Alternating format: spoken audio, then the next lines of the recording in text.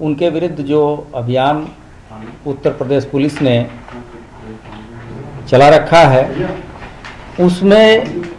एक महत्वपूर्ण सफलता हमारी जो एटीएस की टीम है उसको कल लगी और उस क्रम में उत्तर प्रदेश एटीएस की वाराणसी टीम के द्वारा उत्तर 24 परगना पश्चिम बंगाल से एक व्यक्ति समीर मंडल पुत्र सुधीर मंडल को गिरफ्तार किया गया। इसके पास से इसके स्वयं के पासपोर्ट तथा भारी मात्रा में विभिन्न नामों और पतों के भारतीय पासपोर्ट, अलग अलग नामों के आधार कार्ड, पैन कार्ड तथा इंटरनेशनल कोविड-19 के जो आरटीपीसीआर के प्रारूप भी तैयार हालत में मिले। इसके अतिरिक्त निर्वाचन कार्ड, वोटर आईडी कार्ड जब्त किए गए। यह व्यक्ति अनाज के ट्रांसपोर्टर का कार्य करता है और इसका कार्य बांग्लादेश तक फैला हुआ है। इस व्यक्ति को माननीय न्यायालय 24 परगना में प्रस्तुत कर ट्रांजिट रिमांड पर यहाँ लाया जाएगा। इसी के साथ ही चूँकि पूर्व में सूचना हम लोग एकत्रित कर रहे थे, इस गिरोह का एक और साथी विक्रम सिंह पुत्र सरदार सिंह को गाजियाबाद न्यायालय 24 परगना में प्रस्तुत कर ट्रांजिट रिमांड पर यहाँ लाया जाएगा। इसी के साथ ही चूँकि पूर्व में सूचना हम लोग एकत्रित कर रहे थे, इस गिरोह का एक और साथी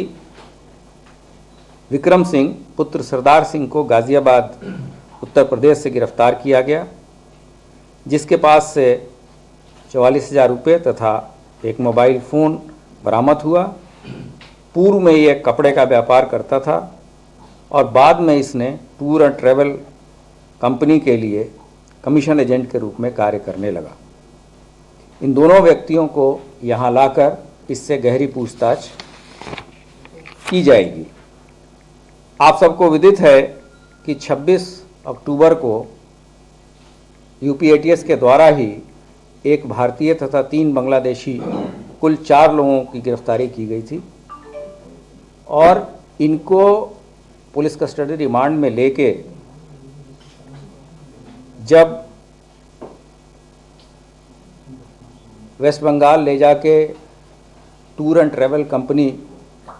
जिसके थ्रू ये फर्जी दस्तावेज इत्यादि तैयार करते थे, वहाँ की तलाशी ली गई तथा वहाँ से महत्वपूर्ण दस्तावेज तथा सीसीटीवी के डीवीआर इत्यादि भी बरामद किए गए हैं। जो विक्रम सिंह है, इसका मुख्य कार्य